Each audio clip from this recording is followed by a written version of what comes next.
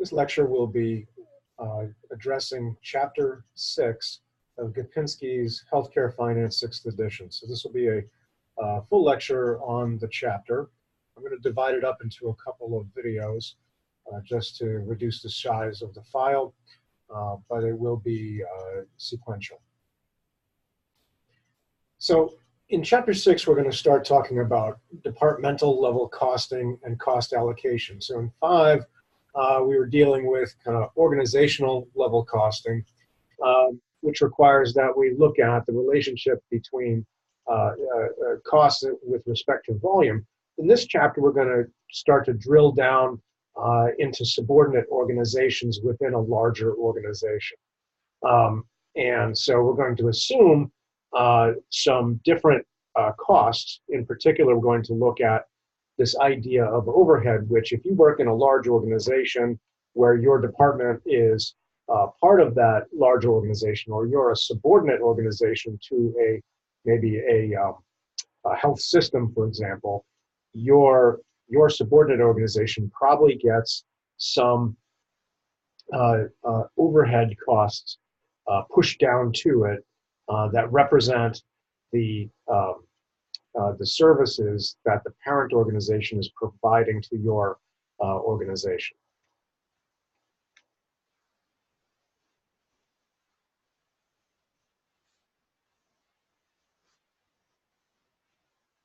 So in addition to volume, we can think about costs in respect to the kind of unit of activity. So what do we mean by this? Well, costs can either be direct, which is the costs that are incurred by the department and exclusively the department. So, for example, that might be salaries. So if you're a family practice clinic, for example, within a larger clinic organization, so your clinic is part of a larger clinic, multi-specialty clinic. So you're going to have, say, receptionists that are assigned to the front desk of the family practice clinic. Those receptionists strictly work and deal with family practice patients. They don't check in the cardiology patients or the internal medicine patients, maybe, or the audiology patients, right? These people work only on family practice business. And so their salaries would be direct to family practice. Other examples of for family practice would include things like the supplies used in the clinic. So if you've got syringes or bandages or medications or even paper and pencils that are used to work on records and to help process patients, but within the family practice clinic, those would be direct expenses. Now, indirect expenses or overhead are those costs that are associated with the resources managed by the larger organization. So examples of that could be utilities. Chances are, if your clinic is inside of a building where you have multiple clinics, and they're all part of the same macro organization, utilities are probably not individually billed to each of the practices, but instead to the larger organization, and then that cost is pushed down or allocated to the supported organizations. Other overhead costs would be things like, so if you're clinics, right, then you have maybe a practice manager who oversees all of the clinics, or a practice director, administrative director, for example, or a chief medical officer, for example. That person's salary would be overhead that would then be spread over the supported clinics. So chief medical officer would sit kind of at the top in the leadership office, and then his or her salary would be shared across the 5 or 6 or 10 clinics that roll up underneath the larger organization. So we've, like I said, we've been talking about cost already. We talked about fixed and variable. We're now going to kind of show how that's related to direct and indirect. So it's possible for fixed costs to be both direct or indirect. The examples I gave just a second ago with regard to the chief medical officer of a larger clinic organization, say a multi-specialty clinic organization, would be an example of a fixed expense, because that person's salary is probably, that person's salary is probably on a salary. That person may have some bonuses built in, but since it's primarily an administrative role, it probably isn't necessarily linked directly to productivity. And so that person's salary, you could imagine being fixed at a certain dollar amount, but it's indirect to the family practice clinic. An example of a fixed direct expense for the family practice clinic would be the receptionist that works in the family practice clinic, right? Typically, your receptionist is not on a contract that says, you get higher compensation based on how many visits are done in the clinic. Typically, a administrative employee at that level is going to be operating on an hourly wage or a salary, most likely an hourly wage. So variable can also be direct or indirect. And variable here just refers to, it's still, remember, it's connected to the number of units produced. So based on our prior chapter, the obvious one here is, say, supplies, whether those are medical supplies or administrative supplies, right? Those tend to be, well, administrative supplies are not linked directly necessarily to a number of visits, but let's say medical supplies would definitely be a variable direct expense to the family practice clinic. And so the more visits you do, the more medical supplies you're going to use in carrying out those visits in the family practice clinic. And so that's an example. So medical supplies is an example of a direct expense for, say, a family practice clinic. Now, what would be an example of a variable indirect expense? Well, you have a couple, and it depends maybe on how they're accounted for. But one of the examples we worked with a lot in the prior chapter was housekeeping. We talked a lot about how we might allocate the housekeeping cost. So if the housekeeping cost is allocated based on hours reported, so if there's, say, the housekeeping bill comes in each month to the macro organization, so at the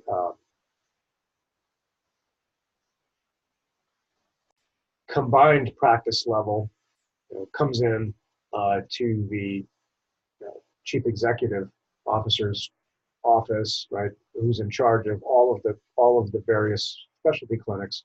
If that housekeeping bill comes in at that level, and we know how many hours of housekeeping are required to each department, the allocation would depend on how many hours that month the clinic actually used of housekeeping, and that would decide what share of the overall organization's housekeeping bill went to, say, our family practice clinic.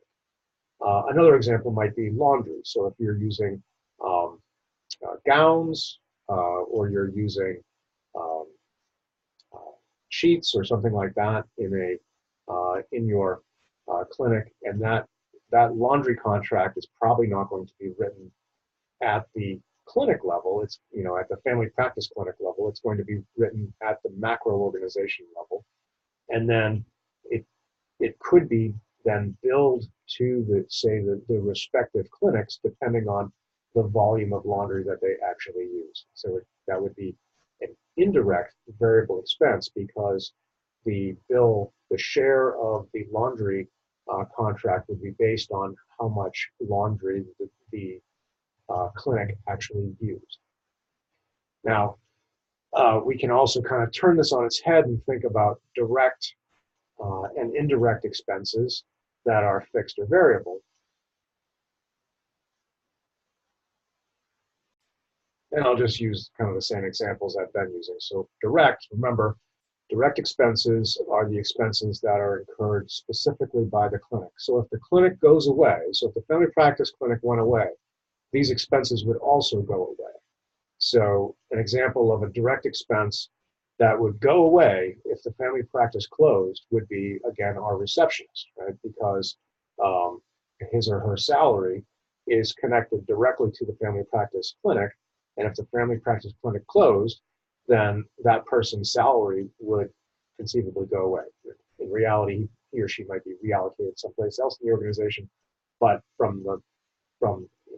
but that salary would no longer, that position would no longer exist, and the expenses would go away. So that's a direct fixed cost, and then direct variable cost again is, like your supplies that you're actually using to take care of patients. Indirect costs, lots of salaries at the are fixed. So again, salaries are a nice example. Another example, so salaries incurred at the headquarters level. So the CEO's salary, the chief medical officer's salary, those kinds of salaries are examples of fixed expenses that are indirect to, the family practice clinic. Another example might be if the overall, the macro organization is renting space or leasing space in a building, that lease would be an indirect fixed expense to the family practice clinic. The family practice clinic would probably be allocated, so there'd be some lease amount at the macro organization level, and then family practice would get a share of that, that lease expense based on probably square footage. An example of indirect variable, again, would be, say, laundry, or a number of other things that we could potentially be purchasing, but are controlled by the actual consumption of the services. So another one might be IT support. You might have you might get billed from the macro organization based on the number of trouble calls that you place to bring IT support down to your organization. So that would be another example of an indirect expense. So the goal of cost allocation, of course, is to assign all the overhead costs to the departments in a way that is fair, as fair as we can make to the individual subordinate organizations. Now, we're going to try to allocate costs, in particular overhead costs, to departments that create the needs for the costs. So, and do it in a manner that represents the work that's actually being done. So we gather up and join into larger organizations. So you might create a multi-specialty practice rather than having standalone individual practices, because if by bringing several clinics together, you can share the overhead. So you accomplish what we talked about in the prior chapter, which is an economy of scale, right? So creating a finance department or a purchasing department or a purchasing function or a finance function for a individual clinic, each individual clinic is expensive. So if you can bring a bunch of clinics together and create a finance department that supports all of them, it's possible to provide a higher level of service at a lower total cost if you add up the cost of if each clinic had to hire their own finance person, for example. It's possible to provide that service to many clinics with a relatively smaller number of finance personnel. because those assets are lumpy, which we kind of talked about in the last chapter. So that's why we see, different clinics coming together and becoming a larger multi-specialty clinic, is because you can share things like finance support, IT support, purchasing support, uh, credentialing, and all those kinds of administrative functions that are expensive to maintain uh, for each clinic. So those administrative functions, are called cost centers, because they generate lots of cost, but they don't generate any revenue. So when I worked in finance, as hard as I worked, I wasn't actually bringing in any new revenue. It was completely done by, of course, the clinical departments. And so we have cost centers and revenue centers. I call them profit centers, where the money actually comes in. I like profit center because our clinical departments don't just generate revenue; they also generate costs. So they're contributing to our profit. But either way, so the main thing to remember is, particularly for guys like me, is that the finance department doesn't actually generate anything to the top line. All we can do is try to minimize our costs. So as we start to do this process, we want to be focused on some vocabulary. So the first thing we need to think about is a cost pool. Right? So we're going to talk about this repeatedly. What a cost pool is we're identifying the overhead that's going to be shared out to multiple supported departments. So typically, a support department will represent a cost pool, but it's possible that within a cost pool, you will have, within a administrative department, you will have multiple cost pools. And those multiple cost pools may be allocated differently depending on different cost drivers, which we'll talk to in a second. So for example, in the military health system, when I was a comptroller / chief financial officer for several hospitals, I had within my department, I had a budget function, a managerial accounting function, but also a portion of the HR function for the organization. Well, those are pretty different functions, and when you're looking for a way to carve up the cost of providing those services, you probably want to look at different cost drivers, different ways, different metrics to make a fair division of those costs. So it is possible that a department, single administrative department, might have more than one cost pool.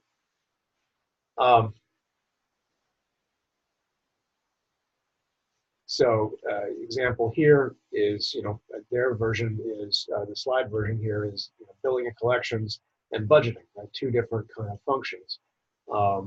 We might divide up billing and collections based on, say, the number of bills that your department submits, or the total revenue that your department generates, as opposed to budgeting might just be,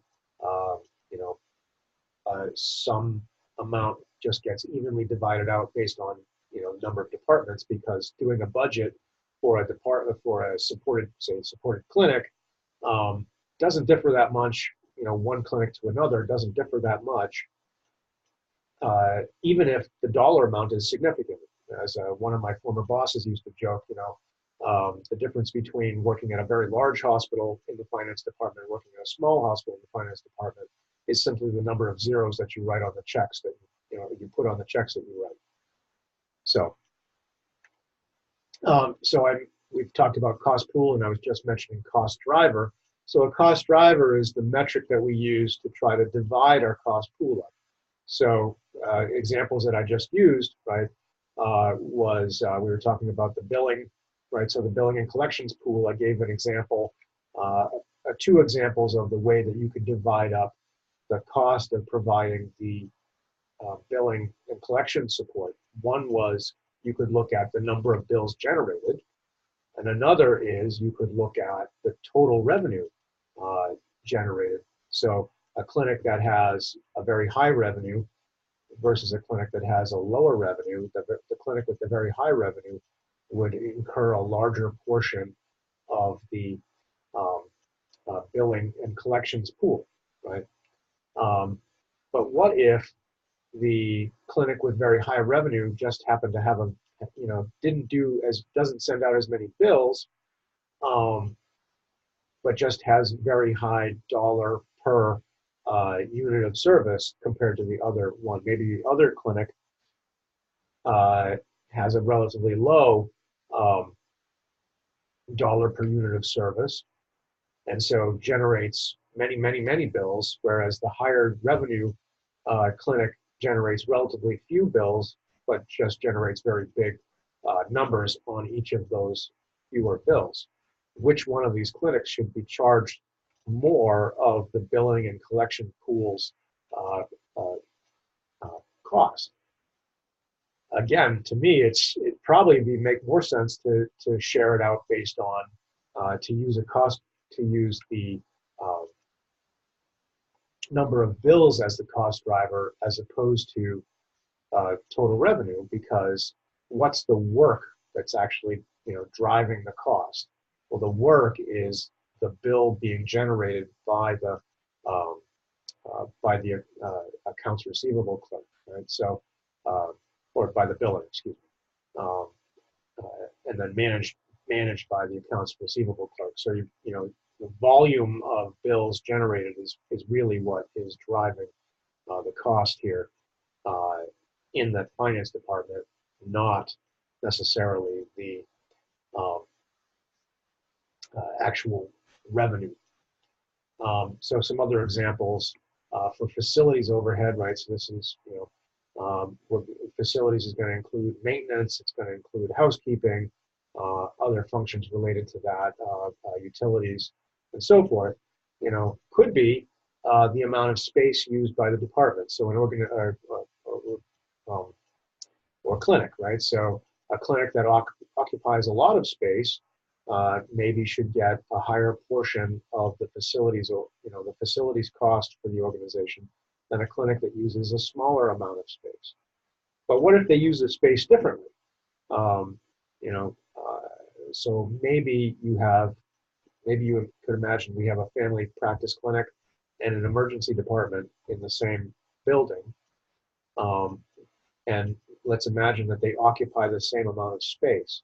Should they get the same share of the facilities overhead? So think about it for a second.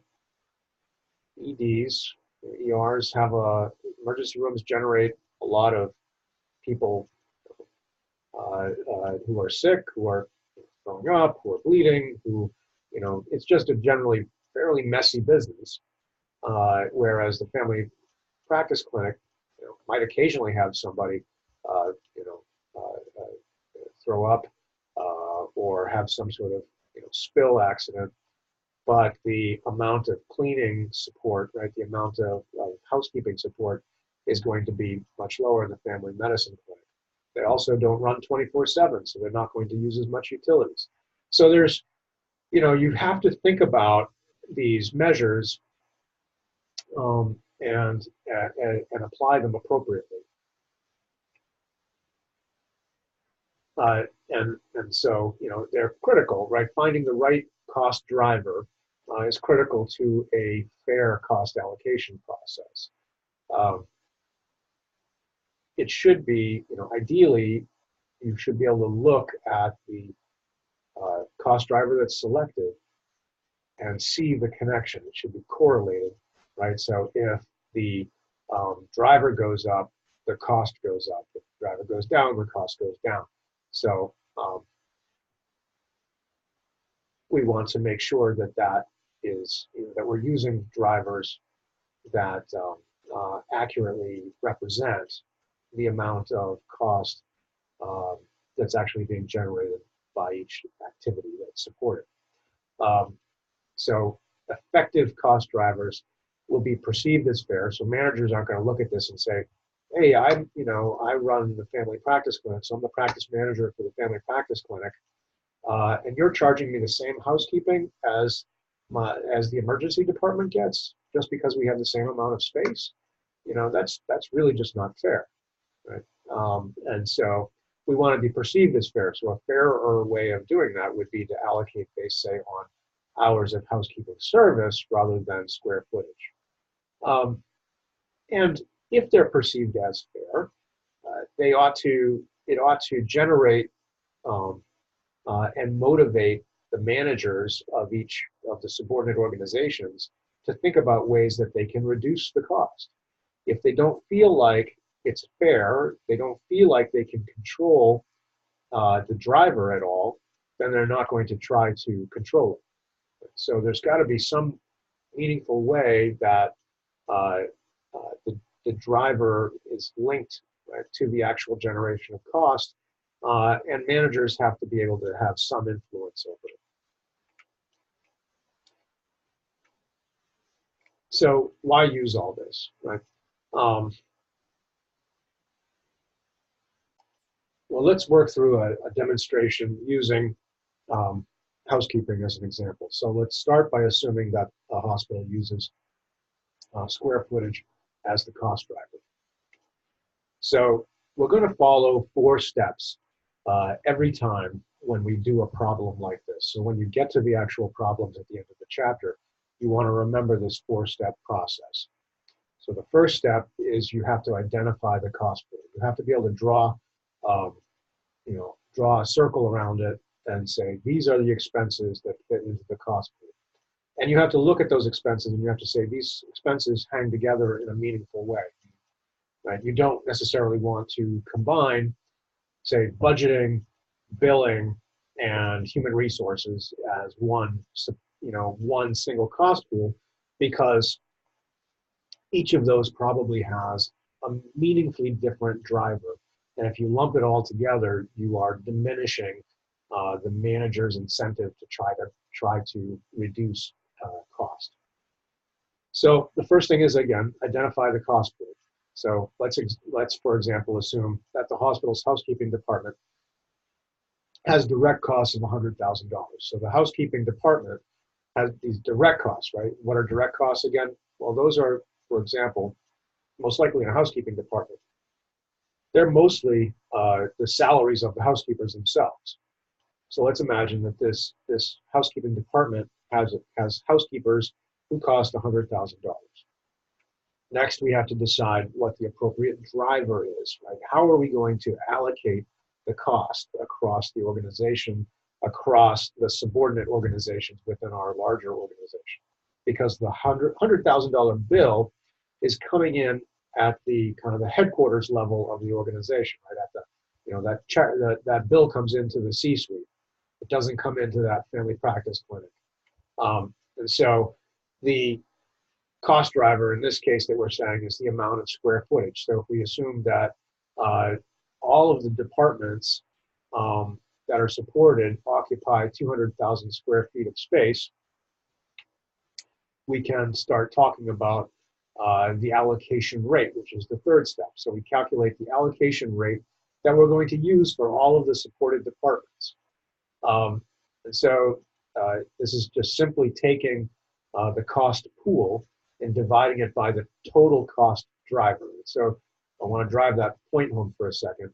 We take all of the dollars, in this case, all of the money or all the cost, all the direct cost of the housekeeping department, and we divide it by all of the square footage in the supported departments. And I'm assuming here we're going to do direct cost allocation, which the direct method, which we'll talk about in a second. So when I say all the supported departments, that's what I'm kind of using. I'm kind of jumping ahead and thinking about the direct method. But you'll see the differences when we do step down versus direct. But for now, let's think the numerator gets the cost pool. So that is, in this case, the $100,000 in salaries and wages that go to the housekeeping department. divided by all the square feet. Because we're using square footage, it's going to be all the square footage of all the clinics. So not just the family practice clinic. I see a lot of my students make that mistake. They're like, oh, I'm thinking about how much to allocate to family practice, so I just put the family practice square footage in the denominator. No, you want to add the family practice clinic, the cardiology clinic, the endocrinology clinic, and whatever other, ology clinic you've got, and you add all those up and you put them in the denominator. So in this case, our total square footage is 200,000, so we're dividing $100,000 in expenses by 200,000 square feet, and so you get 50 cents per square foot. So that's how we're going to allocate the cost. And then finally, we now take that allocation rate and we look at the department, each department that we're looking to allocate the cost to, and we say, how many square footages, how many square feet do you have in your department?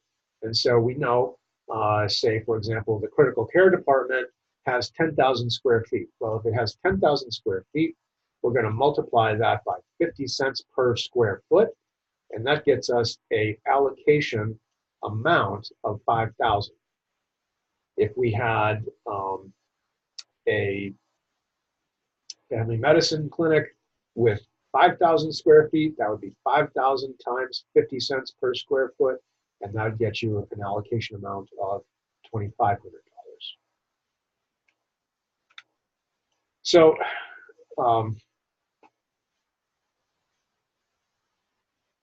I mentioned a second ago, and kind of in passing, that as I was explaining that method, that I was referring to the direct method, but there are several common methods.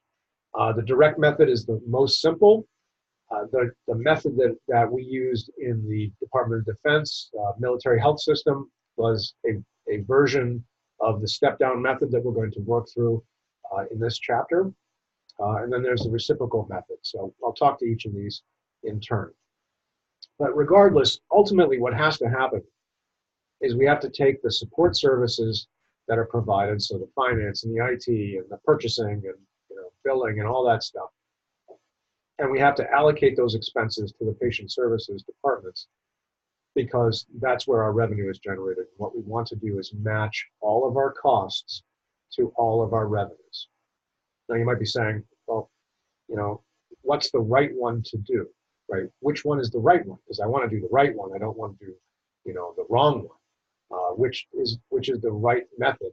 Well, unlike financial accounting, so the stuff we did in chapters 3 and 4, cost allocation, cost accounting is an internal. The methods that are used are decided internal. There are some best practices, but your organization's leadership is going to make a decision about which method to use based on, you'll hear me refer in the problems, is the juice worth the squeeze, as a former colleague of mine used to like to say, right? Each of these requires a certain amount of effort by your cost accountants, as well as participation by your departments, both the support departments, the cost centers, your IT, your finance, your logistics people, as well as the supported clinics, in order to generate the information necessary to do these various allocation methods. And they are, as they become more complex, so direct is the simplest, reciprocal is the most complex. As they become more complex, they become they require more manpower, they require more gathering of information, they require more processing. So there's a cost associated with it, which is my point about, is the juice worth the squeeze, right? Is it worth taking the time and effort to get a more accurate allocation of your costs? And sometimes the answer is yes, and sometimes it's no, right? And so let me show you kind of the simplest method of allocation. We'll start with the direct method. And so the direct method, let's imagine here that you have 3 support departments and 2 patient service departments. So we have 3 cost centers, right, and 2 revenue or profit centers. Under direct method, we simply develop a cost driver that's appropriate for, say, human resources. And what might that be? Well, we can think of a couple. One would be just headcount, right? So if human resources has $100,000 in it, and physical therapy has, say, 60 people, and internal medicine has 40 people, then 60% of human resources goes to physical therapy and 40% goes to internal medicine. So that's one way. That's a quick cost driver. It would be just headcount for human resources. Another way to look at it would be salaries. And so then we might say, well, internal medicine has 1.5 million in salaries, and physical therapy has 1 million in salaries. And so we have 2.5 million total salaries. So we divide 100,000 by 2.5 million, and we get our allocation rate. And so internal medicine winds up with more cost from human resources than physical therapy because their salaries are higher, even though their headcount is low. So that's where you wind up with making these decisions really matters, because the practice manager for physical therapy might feel like, I've got a lot of people, yes, but they're not paid as much as the people that work in internal medicine. And the cost of recruiting those more expensive people is really what drives human resources. That's an argument, right? So we can make those arguments.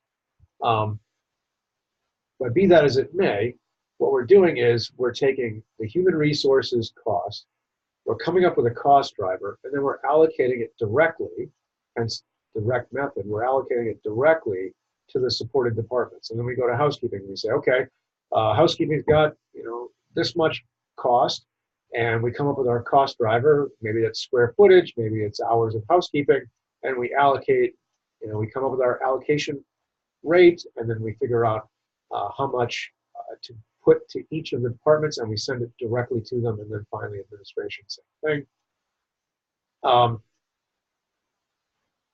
going to skip down to the step-down method, because I think it'll be easier to explain the reciprocal method if I start with the step-down.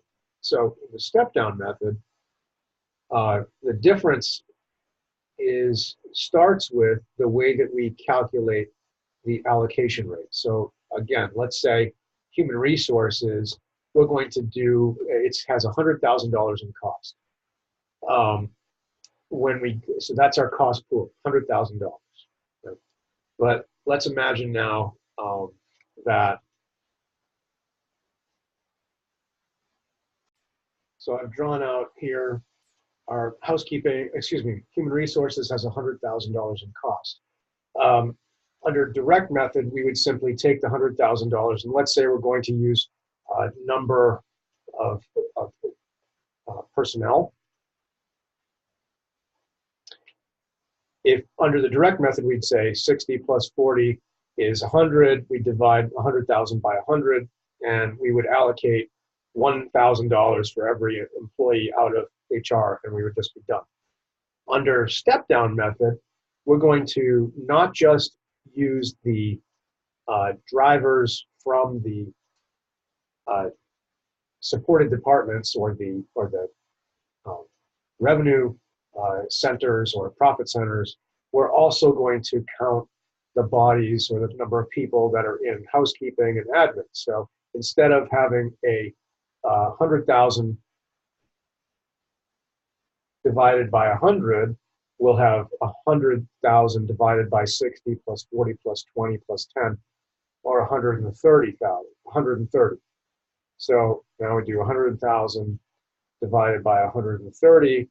That gets us $769.23 per person in each department. So the share going directly from HR to PT would be $769.23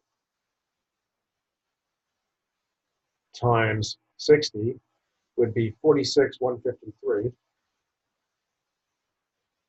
the amount going from HR to internal medicine would be 769.23 times 40 would be 3769. Now that doesn't add up to 100,000, as I'm sure you've already figured out. So what's going to happen now is a portion of human resources expenses are going to be stepped down into the other cost pools. So some of human resources cost is going to go into housekeeping. It's going to get 20 times 769. So 20 times 769.23, 15,384. And another portion is going to go to admin. So that's going to be 769.23 times admin has 10 people. So that's 7692, 30. And if you add those up, if you add up 46,000, 30,000, 15,000, and 7.6 thousand, that will add up to 100,000. And now we have allocated all of HR's cost out. What we've also done is increased, what we now do, next do, is we allocate housekeeping. But housekeeping's bill was, say, I was just making these numbers up on the fly, so they don't totally make sense, but their direct costs are 50,000. They also pick up some of HR's costs, so that's 15,384. So their the cost from housekeeping that has to be allocated now is $65,384. So why is that? What's going on here? Well, housekeeping uses human resources support in order to provide the support it provides to the rest of the departments. It can't function without human resources support, and so we're going to transfer or step down some of the human resources cost to get a more accurate allocation of housekeeping support. Now, if housekeeping support is based on square footage, something simple like that, we would say something like, okay, PT's got 10,000 square feet, internal medicine has 5,000 square feet, and then admin has 500 square feet, 500, not 5,000, 500 square feet. We're going to include the revenue centers, and as well as admin square feet. So that's 10,000 plus 5,000 plus 500, that's 15,500. And then housekeeping's cost is 65,384 divided by 15,500 square feet. So we get 65,384 divided by 15,500 gets us $4.20, roughly 22 cents per square foot. So now we allocate the housekeeping cost. This is going to get messy real quick. Housekeeping to each of the revenue centers. So PT gets 4.21, so that's times 10,000 is 42,183. From housekeeping, 65,000. Internal medicine gets 4.22 times 5,000. That's 21,100. And then 500 times 4.22 is 2,100 goes to admin. So admin now, we're going to allocate admin. Admin now costs us 200,000, but we're going to add on the 76,000, $7,692 in HR support, 7692.3, plus the 2,100 in housekeeping. That's $9,792 plus the $200,000 in direct cost that admin incurs. That's $209,000, right? And now that has to be allocated. And we'd come up with some method to do that, say patient service revenue. And let's say, just for simplicity's sake, that PT does 500,000 and internal medicine does 1 million. That's going to be, so now we're going to have, and we're only going to use now the revenue centers because we've knocked out HR, we've knocked out housekeeping, and we're allocating admin. And so the only place for admin to go is the two revenue centers. So it's the last one in the step down chain. So if our cost driver is revenues, then that's going to be 209,792 in expenses from admin divided by 1.5 million.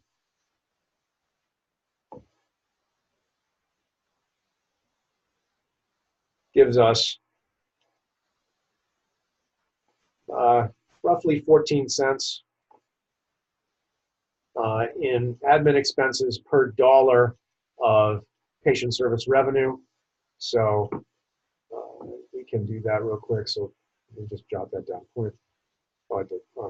So for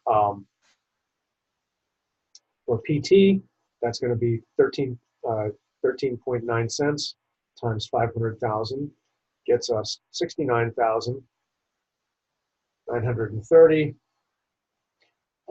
plus, and then to the internal medicine, we're going to allocate 0.1398 times 1 million.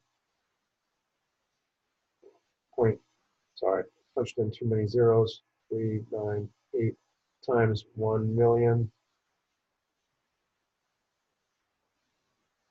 Can't seem to want to do that right. 0.1398 times 1 million last time, hopefully, is 139,800. So if you just take and add, just to check this, 139,800 plus 69,930, you get 209,730, which is some rounding error there. But roughly what we said was going to be admin. So we would add up, in terms of cost for PT, 69,000 in admin costs, the 46,153 in HR costs, and then the 42,183 in housekeeping costs, and we would get the total amount of overhead allocated to PT, which would be 42,183 plus 46,153 plus 69,930. So PT would have $158,266 in overhead allocated to it. Now, reciprocal operates kind of like step down, except it assumes, and I'm not going to try to do the math,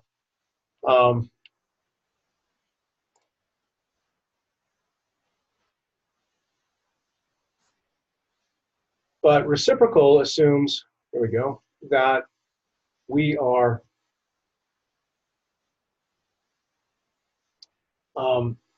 simultaneously allocating, human resources to housekeeping and administration, but we're also allocating administration back to human resources, and then we allocate all of it over here to the revenue centers. So it's a lot more complicated mathematically. We're not going to do that in this lecture, but we will continue to work with the direct method and the step-down method.